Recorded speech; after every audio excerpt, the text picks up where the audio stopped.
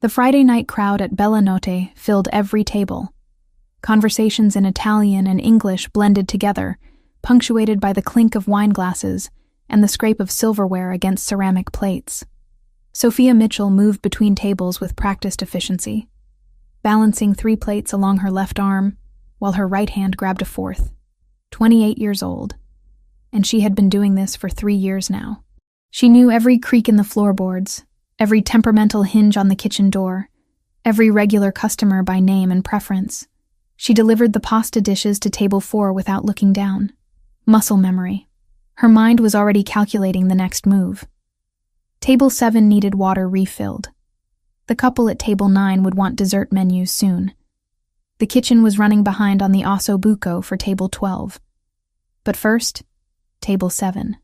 Alessandro Vitale sat in his usual spot, the corner table with a view of both the entrance and the kitchen. He had been coming every Friday at 8 o'clock for 2 years. Not once late, not once early. Always alone. Always the same order. Sophia approached with a water pitcher in one hand and a basket of bread in the other. She set both down without making eye contact. "Good evening, Mr. Vitale. The osso buco tonight, as usual?" "Yes." His voice was quiet, controlled. Most people who came to Bella Notte either ignored him completely, pretending they didn't recognize one of the most powerful men in Manhattan's underworld, or they stared too long, whispering to their companions the moment he looked away. Sophia did neither. She treated him exactly like every other customer. Professional, efficient, distant. Red wine, the Barolo. Of course, still water, no ice. Correct. She wrote nothing down. She never did for him. 2 years of Fridays meant she had his routine memorized down to the minute. He would finish the bread before the wine arrived. He would eat slowly, methodically. He would leave cash, always exactly 30% more than the bill. He would be gone by 9:15. Sophia headed toward the bar to place his wine order when Tommy Greco's voice cut through the ambient noise. "Sophia." A word.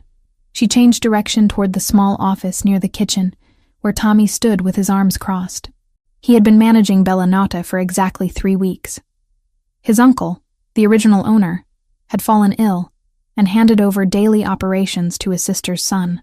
Tommy was 26, fresh from business school, full of ideas about efficiency and profit margins. The staff had learned quickly that he cared more about spreadsheets than people. "Table 6, Tommy said without preamble. "They've been sitting for 90 minutes. They need to order dessert or leave." Sophia glanced through the office door toward table 6. An elderly couple, both well into their 70s. The man wore a suit that had gone out of style 20 years ago. The woman had her hand over his, speaking softly. "Mr. and Mrs. Castellano," Sophia said. "They've been coming here since before I started. They always take their time. That's not how we're running things anymore. Table 6 is prime real estate. We have people waiting. Tell them to order dessert or pay their bill. They're not bothering anyone. We have open tables. That's not the point. The point is maximizing revenue per table per hour. This is basic restaurant economics." Sophia felt her jaw tighten. She had worked in enough restaurants to know that some things mattered more than economics. Loyalty, history, the fact that Mrs. Castellano had lost her son last year, and coming to Bella Notte every Friday was the one routine that kept her moving forward. "I'll check on them," Sophia said carefully, "but I'm not rushing them out. You'll do what I tell you to do. You're a server, not management. I'm aware of my position. Then act like it. Go tell them to order dessert or settle up." Sophia walked out of the office without responding. She approached table 6 with a smile that felt brittle on her face. "Mr. Castellano. Mrs. Castellano. How is everything this evening?" The old man looked up with kind eyes. "Wonderful, as always. Your recommendation on the veal was perfect. I'm so glad. Can I interest you in our dessert menu tonight? The tiramisu is exceptional." Mrs. Castellano shook her head gently. "Oh, we couldn't possibly. We're quite full. But thank you, dear." Sophia nodded. "Take your time. There's no rush." She walked back toward the office where Tommy stood watching. His expression darkened when he saw she wasn't ushering the elderly couple out. What part of my instructions did you not understand? They'll leave when they're ready. They always do. There's no reason to. There's every reason. We're running a business, not a charity for old people who want to reminisce. Several nearby tables went quiet. Sophia felt heat crawl up her neck. This was not the place for this conversation. Can we discuss this after service? She asked, keeping her voice low. No. We're discussing it now.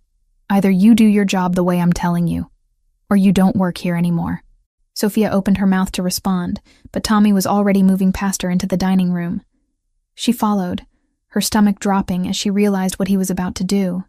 Tommy stopped at table 6. His voice carried across the restaurant. Excuse me, folks. I'm going to need you to either order dessert or settle your bill. We have customers waiting. Mr. Castellano blinked in confusion. I'm sorry? Your table. You've been here over 90 minutes. Order dessert or pay and leave, Mrs. Castellano's face went pale. The humiliation was immediate and visible. Other diners turned to stare. The warm atmosphere that Sophia worked so hard to maintain every shift shattered like dropped glass. We'll leave, Mr. Castellano said quietly, reaching for his wallet with shaking hands. Sophia stepped forward. Mr. and Mrs. Castellano, please. There's no rush. You're welcome to stay as long as you'd like. Tommy rounded on her. Did you just contradict me in front of customers? You're trying to undermine my authority. In my restaurant. Your uncle's restaurant, Sophia corrected before she could stop herself. The words hung in the air. Tommy's face flushed red. The entire dining room had gone silent now. Even the kitchen noise seemed muted. Sophia could feel every eye in the place watching. You're fired, Tommy said. The words came out sharp and final. Get your things and get out. Sophia stood frozen. 3 years of work. 3 years of building relationships with customers, learning the rhythms of the kitchen, making this place feel like the closest thing she had to family. Gone in 5 words. Tommy, let's talk about this privately. There's nothing to talk about. You refused a direct order. You contradicted me in front of customers. You're done. Leave. Now. The humiliation was complete. Sophia felt her face burning as she became aware of all the stares. She recognized most of the faces in the room. People she had served countless times. People who knew her name, asked about her life, left generous tips. And Alessandro Vitale, still sitting at table 7, watching everything unfold with dark, unreadable eyes. Sophia turned toward the back to collect her belongings when she heard the scrape of a chair. Heavy, deliberate, then footsteps. Slow and measured. The entire restaurant seemed to hold its breath. Alessandro Vitale stood now, his napkin placed carefully on the table. He wasn't tall, but he commanded space in a way that made the room feel smaller. He wore black pants and a dark gray shirt, with the sleeves rolled to his elbows, revealing forearms marked with ink that disappeared under the fabric. His watch caught the light. His expression remained perfectly neutral. He walked toward Tommy. Not rushed. Not aggressive, but something about the way he moved made every person in the restaurant lean back slightly, giving him space. Tommy noticed him approaching. His confident anger faltered. He recognized Alessandro. Everyone in this neighborhood knew Alessandro Vitale by sight, even if they pretended they didn't. Alessandro stopped 3 feet away from Tommy. He slipped one hand into his pocket. The gesture looked casual. It wasn't. How much does this place cost? Alessandro asked. His voice was quiet enough that only those nearby could hear clearly. Tommy laughed nervously. I'm sorry? The restaurant. How much to buy it? It's not for sale. Everything is for sale. Alessandro pulled out his phone with his free hand. He didn't look at Tommy while he typed. What's your price? I don't have a price. My uncle owns this place and he's not selling. Alessandro looked up from his phone. His eyes were dark brown, almost black in the low light. They held Tommy's gaze without blinking. Call your uncle. Tell him I'm making an offer. I'm not calling my uncle at 9 o'clock on a Friday because some customer... I'm not asking. Alessandro's tone didn't rise. It didn't need to. The weight behind those 3 words was enough. Tommy swallowed hard. He looked around as if hoping someone would intervene. No one moved. He pulled out his own phone with trembling fingers. Sofia stood near the kitchen door, watching this unfold like it was happening to someone else. This couldn't be real. Alessandro Vitale wasn't actually trying to buy Bellanotte because she got fired. That was insane. Her thoughts scattered when the front door opened and two men in expensive suits walked in. They weren't customers. They moved too purposefully, scanning the room with professional assessment before their eyes landed on Alessandro. One of them carried a leather briefcase. Tommy was still on the phone, speaking in rapid Italian to his uncle. His face had gone from red to pale. He kept glancing at Alessandro with obvious fear. Alessandro gestured toward one of the empty tables. The two men in suits sat down and opened the briefcase. Papers. Lots of papers. 15 minutes passed like 15 hours. Sofia couldn't move, couldn't process what she was seeing. The other diners sat in stunned silence. Even the kitchen staff had emerged to watch through the service window.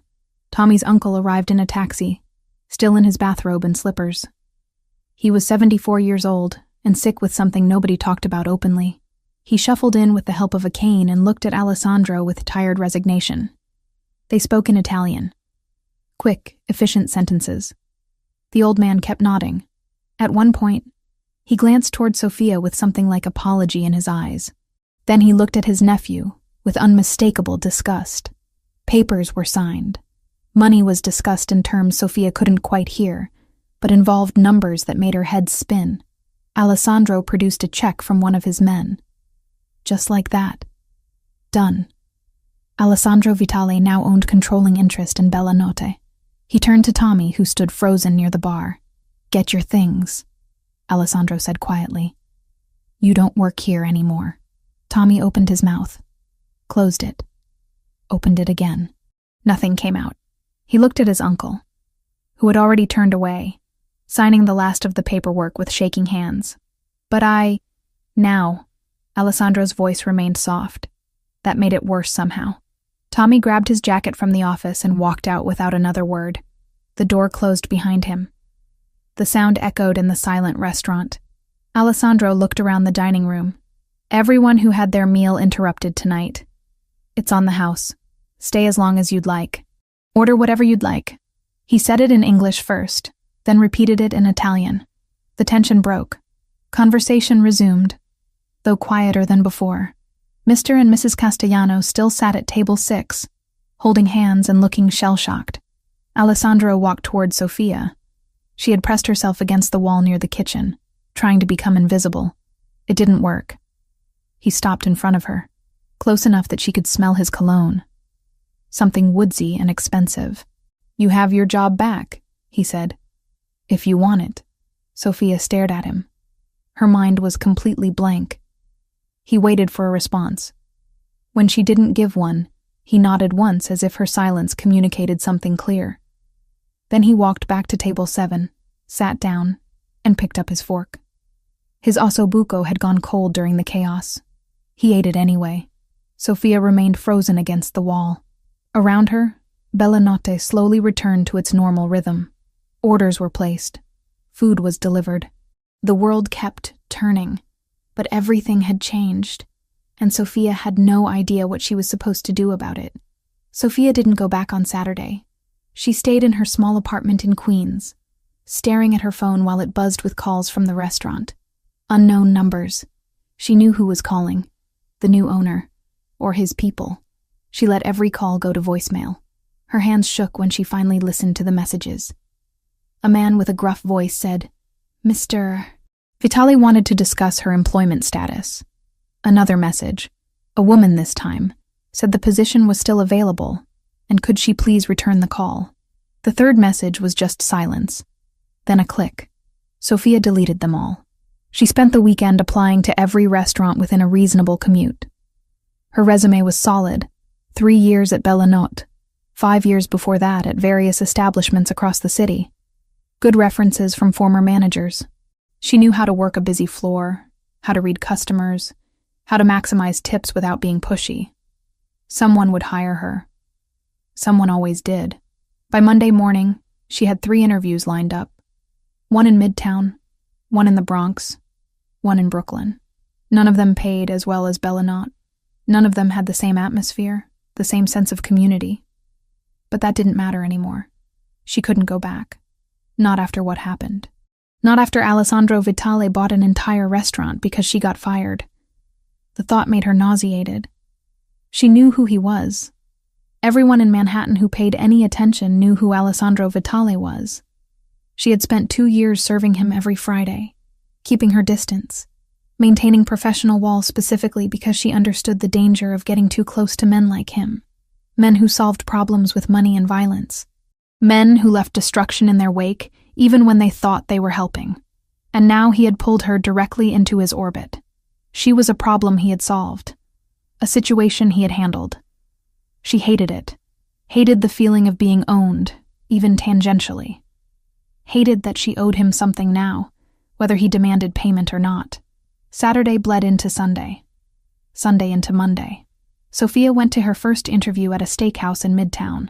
The manager looked her up and down, asked why she left her last position. She lied smoothly, said she was looking for new challenges. He hired her on the spot, but the pay was 15% less than what she made at Bellinote, and the hours were terrible. Lunch shifts 6 days a week. She'd have to work twice as hard for less money. She took it anyway. She needed something. Anything. Alessandro showed up at Bellinote on Saturday morning. The place was closed for weekend brunch service, which Tommy had canceled weeks ago to save on staffing costs. Alessandro had called a meeting with his lawyers to finalize the paperwork.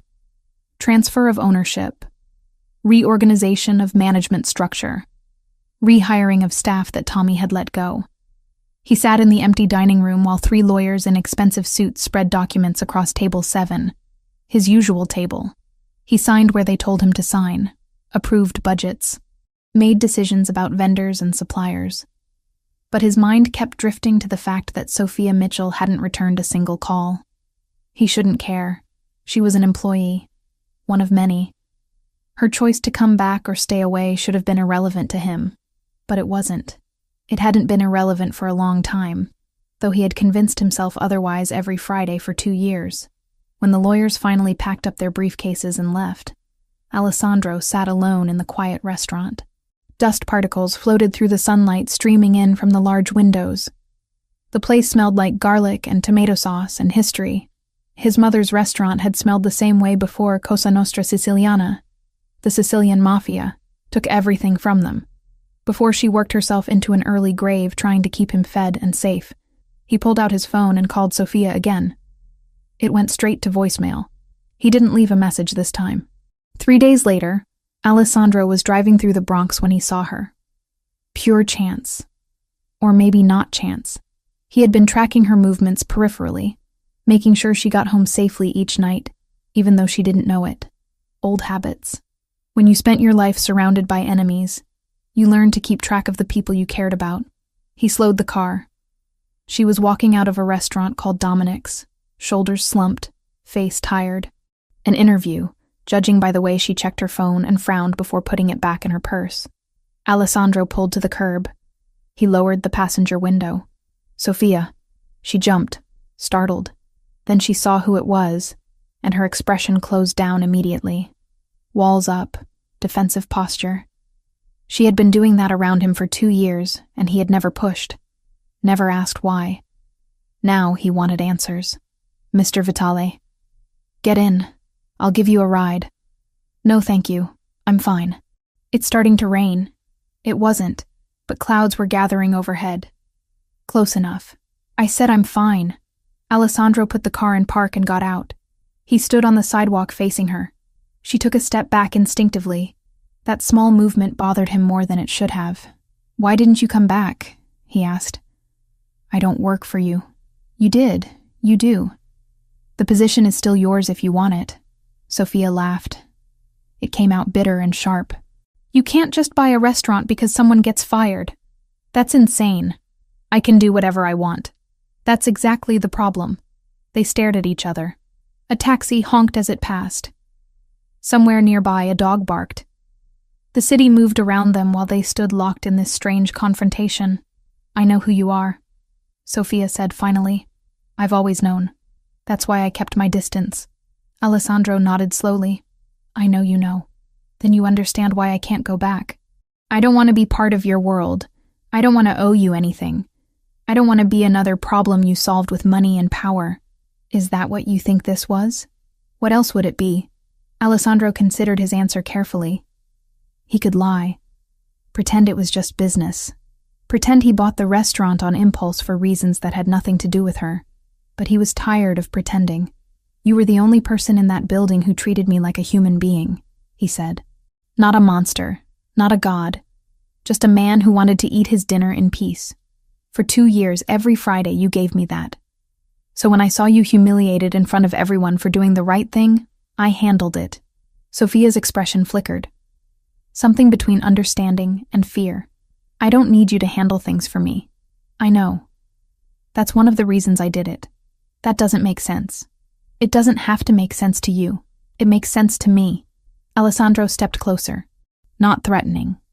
Just closing the distance slightly. Come back to work, Sophia. Same pay. Same shifts. Same job. The only difference is Tommy is gone, and you won't be harassed for doing things right.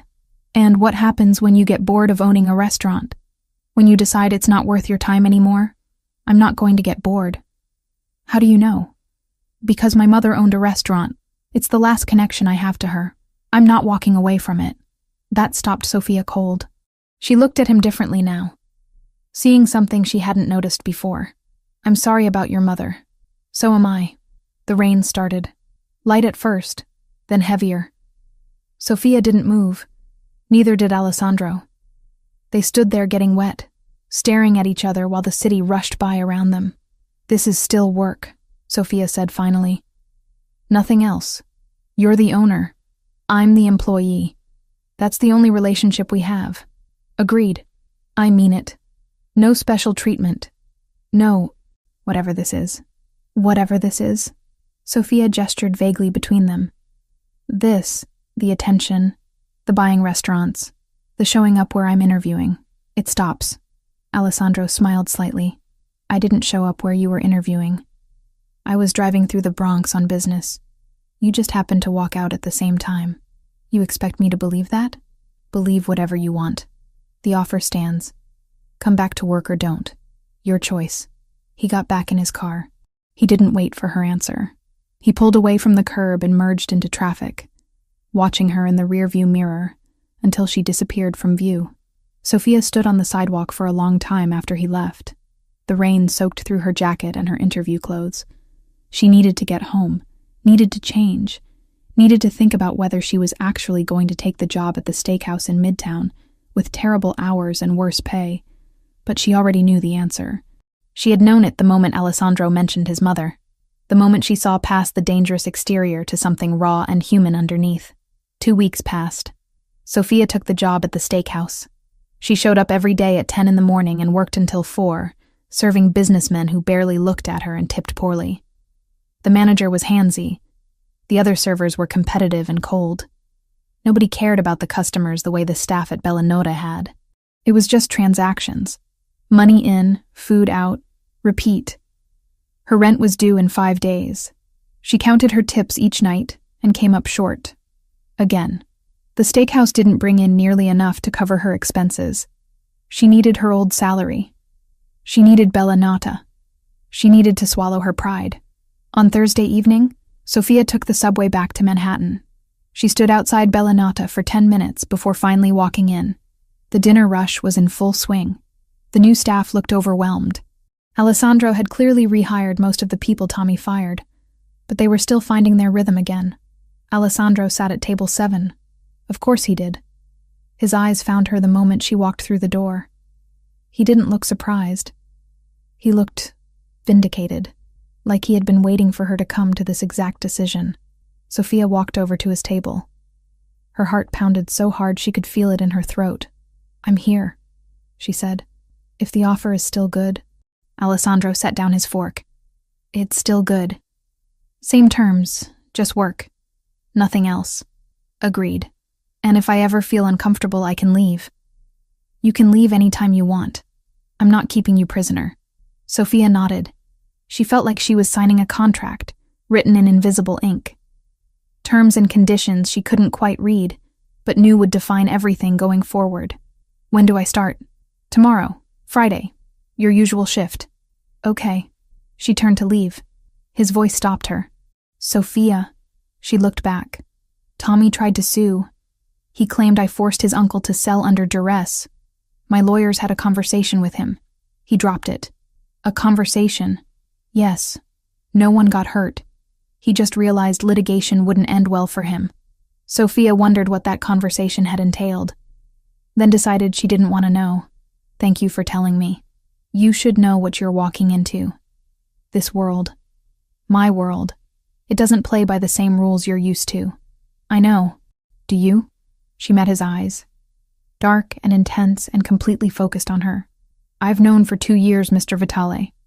That's why I kept my distance. But apparently, distance isn't an option anymore. No, Alessandro said quietly. It's not. Sophia left before she could second-guess herself. She walked out into the Manhattan evening, into the noise and the lights and the endless movement of the city. Tomorrow she would put on her uniform and go back to work at Bellinote. Tomorrow she would serve tables and smile at customers and pretend that everything was exactly the same as it had been 3 weeks ago. But nothing was the same, and they both knew it. Sophia's first Friday back felt wrong from the moment she walked through the door. The restaurant looked the same, smelled the same. The kitchen noise was familiar, the layout unchanged, but the energy was different. People watched her, whispered when they thought she wasn't listening. Everyone knew what had happened. Everyone knew that Alessandro Vitale had bought Bellinote because she got fired. She tied her apron with practiced movements and checked the reservation book. Full house tonight. Good. She needed to be too busy to think. Alessandro arrived at 8 o'clock. Table 7. She brought him water and bread without being asked. Welcome back, he said. Thank you, Mr. Vitale. Ossobuco tonight? Unless you prefer something different. No. The usual is fine. She walked away before the conversation could extend further. Professional distance. That was the agreement. That was the only way this could work. But the agreement lasted exactly 1 week. On Tuesday, Alessandro showed up during lunch service. He nodded to Sophia as he passed, but headed straight to the office in the back. She frowned. He never came on Tuesdays. He had a pattern. Fridays at 8. That was it. That was the routine they had maintained for 2 years. On Wednesday, he was there again. This time with 2 men in construction gear, discussing something about the kitchen ventilation system. They gestured at the ceiling, took measurements, made notes. Thursday, he arrived with a woman carrying fabric samples. They sat at a table near the window, examining different options for new chair cushions. By Friday, Sophia understood. Alessandro wasn't just the owner anymore. He was actively managing the place, supervising renovations, meeting with contractors and vendors, making decisions about every aspect of Bellinote's operations. And he was there constantly. She tried not to notice. Tried to focus on her tables, her customers, her job, but it was impossible to ignore him. He took up space even when he was trying not to. She felt his presence like static electricity, making her hyper-aware of every movement, every word. The dynamic shifted further when Marco, the head server, pulled her aside during her second week back. Boss wants to see you in the office. Sophia's stomach tightened. Why? Didn't say. Just said to send you back when you have a minute. She finished clearing table 9 and headed to the office. Alessandro sat behind the desk that used to belong to Tommy's uncle. He had replaced the old furniture with modern pieces. Clean lines, dark wood. Everything organized with military precision. You wanted to see me? Alessandro looked up from his laptop. Sit down. She remained standing. I'm in the middle of a shift. This won't take long. Sit. Sophia sat. She folded her hands in her lap and waited. I'm restructuring management, Alessandro said. Marco is good with customers, but he's not organized. The inventory system is a disaster. Ordering is inconsistent. We're wasting money on spoiled product because nobody is tracking expiration dates properly. Okay. I want you to take over administrative duties. Inventory. Ordering. Staff scheduling. You'll still work the floor during busy shifts, but your primary responsibility will be operations management. Sophia blinked. That's not what I was hired to do. No, it's a promotion. I didn't ask for a promotion. You're getting one anyway. You're capable. You know the restaurant better than anyone else here. And you're not going to steal from me or cut corners to make yourself look good. I trust you. The last sentence hit harder than it should have. Trust. From a man who trusted almost no one. What's the pay? She asked. Alessandro named a figure that was 40% higher than what she had been making as a server. That's too much. That's what the position is worth. Take it, or I'll hire someone external who won't know the restaurant the way you do. Sophia studied his face. He wasn't bluffing. This was a genuine offer. A real promotion based on merit, but it also meant more time around him. More interaction. More proximity. Just work, she said. That was the agreement. This is work. I need an operations manager. You're qualified. That's business, not personal. She wanted to argue but couldn't find solid ground. He was right. It was a business decision. The fact that it also meant she would be spending more time near him was secondary. Or at least, it should be. Fine, she said. I'll do it. Good. Start Monday. I'll show you the current systems and where we need improvements. Sophia rose, fingers curling around the doorknob. Sophia. She paused. Thank you.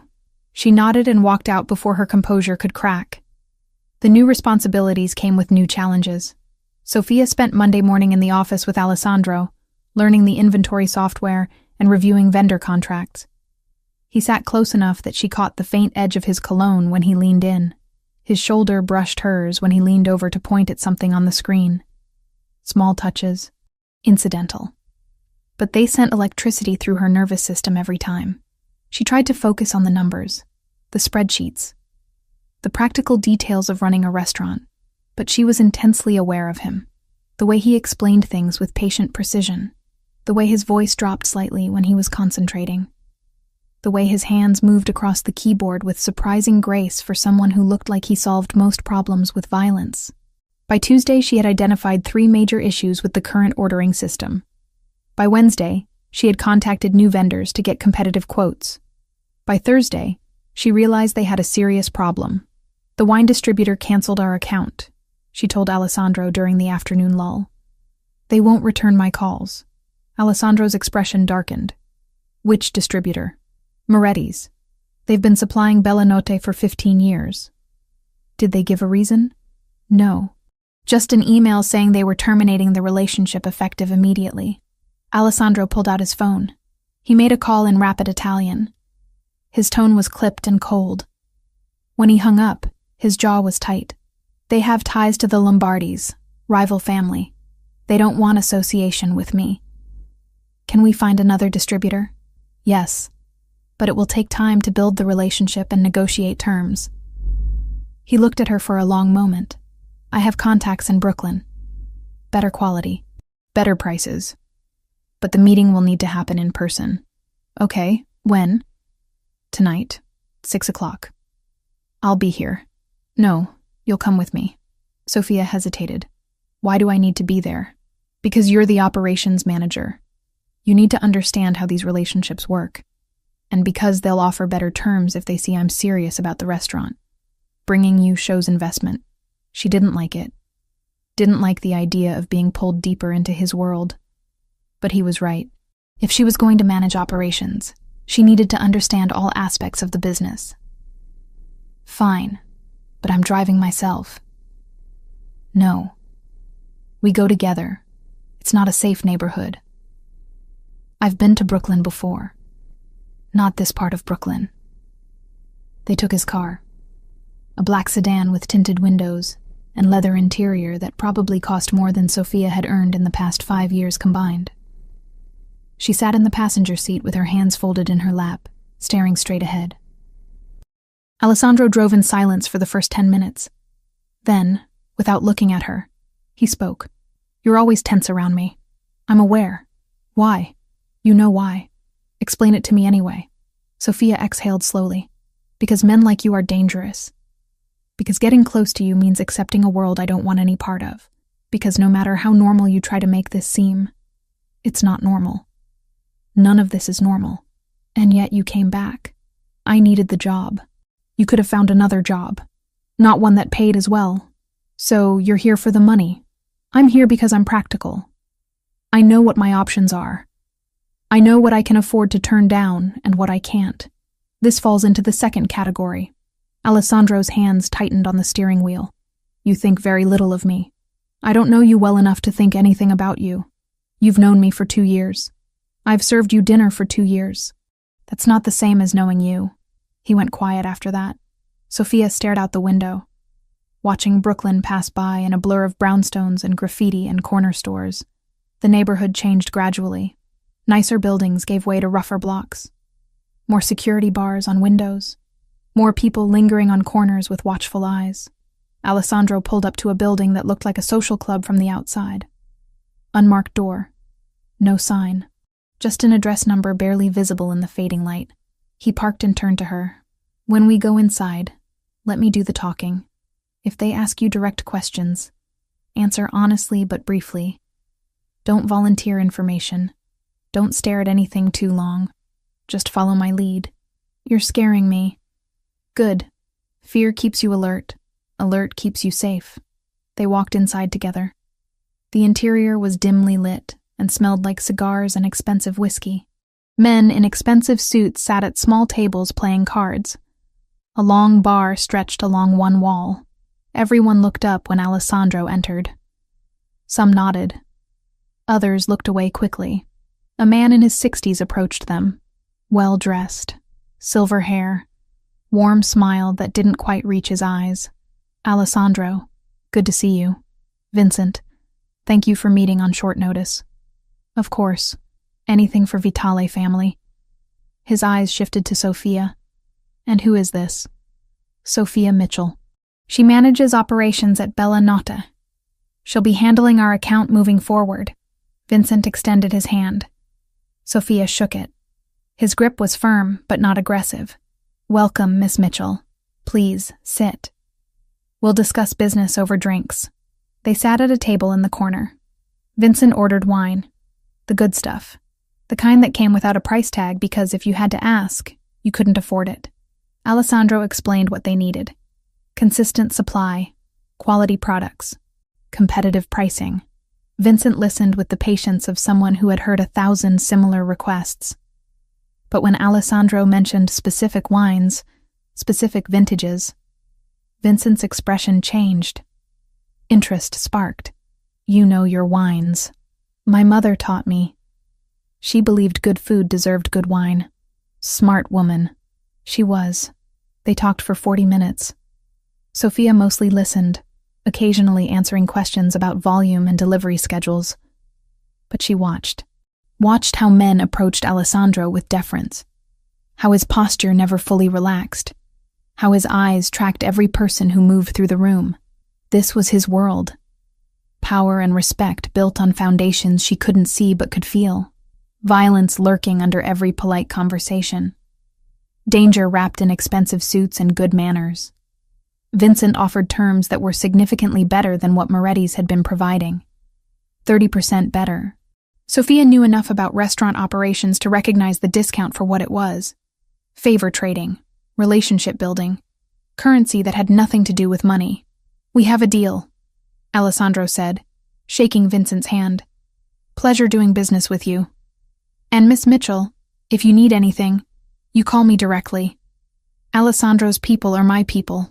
They left 20 minutes later. Sophia waited until they were back in the car before speaking. Those prices are too good. What does he want in return? Goodwill. Association with my organization.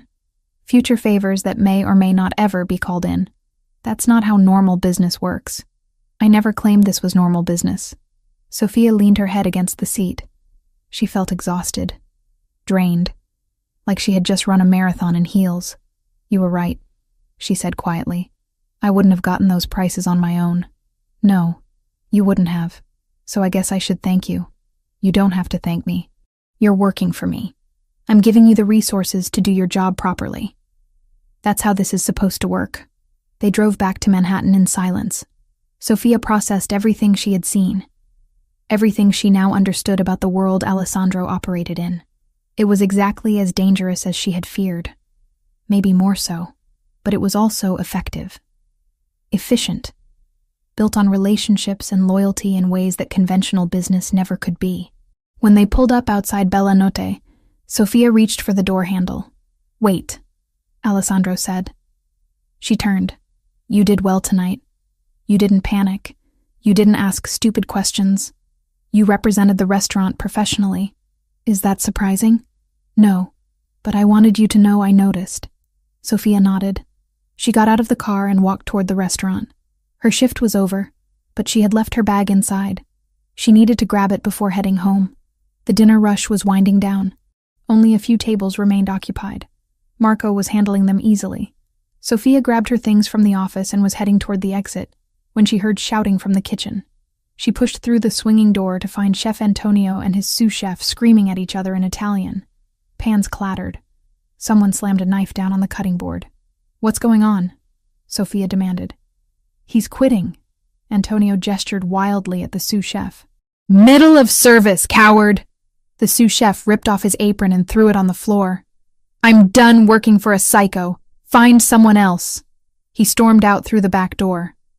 The kitchen went silent. 3 line cooks stared at Sofia with wide eyes. 2 tables still needed entrees. Dessert orders were coming in. Antonio looked at her with desperation. "I can't do this alone. Not tonight." Sofia had worked in kitchens before. Years ago, when she first moved to New York. She knew her way around a stove. "Show me what needs to be done." For the next 2 hours, Sofia moved through the kitchen with focused intensity, following Antonio's instructions, plating dishes, managing timing. It was chaotic and stressful, and she loved every second of it. This was creation. This was building something with your hands and watching people enjoy it. When the last table was served and the kitchen finally went quiet, Sofia leaned against the counter and laughed. Pure relief. Pure exhaustion. "You're good," Antonio said, grudging respect in his voice. "Where did you learn?" "Long time ago. Different life." She cleaned up and changed out of the borrowed chef's coat. It was almost midnight. The dining room was empty now. Chairs stacked on tables, floors swept, everything quiet and still. Alessandro was waiting by the front door. "I thought you left," Sofia said. "I came back. Wanted to make sure the kitchen situation was handled." "It's handled. For tonight, anyway. I saw you through the window, cooking. Necessity. We needed someone." Alessandro studied her for a long moment. "Have you eaten?" "No. Neither have I." "Sit. I'll make something." "You cook?" "My mother taught me, before she couldn't anymore." He disappeared into the kitchen. Sofia sat at table 7. His table. She was too tired to protest, too tired to maintain walls, too tired for anything except existing in this strange moment. Alessandro returned 15 minutes later with 2 plates of pasta. Simple. Perfect. The smell alone made Sofia's stomach growl. They ate in comfortable silence. The city hummed beyond the windows. Inside Bellanotte, everything was warm and still and safe. "This is good," Sofia said. "Thank you. Your mother taught you well. She taught me everything that mattered." Sofia looked at him. Really looked. Saw past the dangerous exterior to something softer underneath. Grief. Loss. The kind that never fully healed. "I'm sorry you lost her. I'm sorry you grew up without yours." They sat there long after the food was gone, talking quietly about things that mattered. Childhood memories, favorite meals, the restaurants that shaped them. It was the first real conversation they had ever had. No walls, no pretense, just 2 people sharing space and stories. When Sofia finally stood to leave, it was almost 2 a.m. "I should go. I'll walk you out." At the door they paused. The city was quieter now. Softer. The moment felt suspended. "Thank you for dinner," Sofia said. "Thank you for saving service tonight." She nodded, already reaching for the door, when he said her name. "Sofia." She paused and turned. "This. Tonight. Working together. It doesn't have to be just about fear and danger. There are other parts to it too." She knew what he meant. The efficiency. The results. The strange comfort of proximity. "Maybe," she said softly. but the fear and danger are still there. I know. I won't pretend they're not. Sophia walked out into the Manhattan night. Her mind spun with everything that had happened. The meeting in Brooklyn, the kitchen emergency, the quiet dinner. Everything was changing. The careful distance she had maintained was eroding, and she had no idea how to stop it, or if she even wanted to anymore. The weeks following the dinner at Billionaire changed everything in ways Sophia couldn't quite name. Small shifts, subtle movements toward something she still refused to acknowledge. Alessandro started showing up earlier in the mornings. Not for meetings or renovations. Just arriving before the staff, making coffee in the industrial machine that had been there since before Sophia started working. He would leave a cup on the desk in the office. Black with 1 sugar. Exactly how she took it. She never thanked him. Never mentioned it. But she drank it every morning. He also assigned security to walk the staff out after closing shifts. Not just Sophia. Everyone. He framed it as general safety measures, but Sophia noticed the guard always waited until she got into her cab before leaving his post.